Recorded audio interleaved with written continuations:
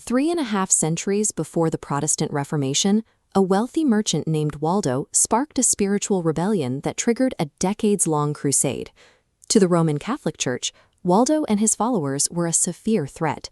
They faced organized, violent suppression designed to wipe their movement from the historical record. Today, he is widely known as Peter Waldo, but historical documents from his own lifetime never use that first name. The name Peter was invented 200 years after his death. During the height of the Inquisition, the persecuted Waldensians adopted the name to link their founder directly to the Apostle Peter. By claiming apostolic succession, they gave their movement a layer of historical legitimacy. Uncovering the real Waldo is difficult. His enemies destroyed official documents, and the 12th century society he lived in was 95% illiterate. With official records gone, reconstructing Waldo's motives requires looking at the specific stories his followers chose to preserve. Before the legends, there were verifiable facts. In the late 12th century, Lyon, France was a cultural hub and a prosperous mercantile center.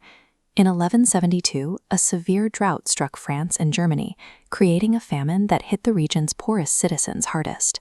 Waldo, a wealthy merchant, responded directly to the suffering.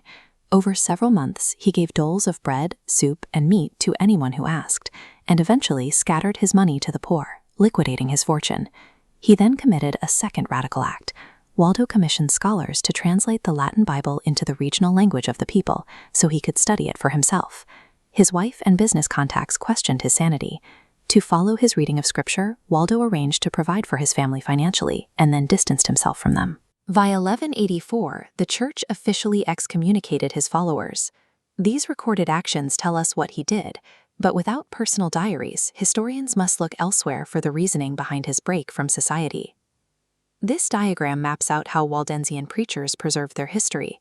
To overcome mass illiteracy, they memorized Scripture and encoded Waldo's history into 3 distinct origin myths. The first myth describes Waldo hearing a minstrel sing about Cincolatses, a wealthy man who rejected luxury for a life of penance. This story provided a cultural framework for Waldo's own rejection of wealth. The second narrative claims Waldo sought out a priest who pointed him to the book of Matthew, chapter 19. This pathway encoded the movement's strict adherence to biblical mandates. The third story focuses on a banquet where a close friend of Waldo's suddenly dropped dead.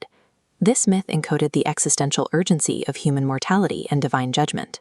To an illiterate society, these varying accounts were not contradictions. They were functional, parallel memory devices used to teach different core values. When examined together, these 3 myths provide the psychological context for Waldo's verified historical actions. Waldo's conversion created a blueprint for pre-Reformed Christianity. His followers embraced poverty and preached the gospel in the language of the common people. This approach provoked a violent response. By the 14th century, the church used organized crusades and the Inquisition to try to end the movement. It was under this pressure that adding the name Peter became a psychological defense. Aligning themselves with the early persecuted church gave them a narrative that encouraged persistence. The Inquisition failed to end the group. The Waldensian movement survived until the Protestant Reformation, and their descendants still maintain these traditions today. Where institutional records were meant to end the story, these specific oral traditions allowed the Waldensian identity to remain recognizable 800 years later.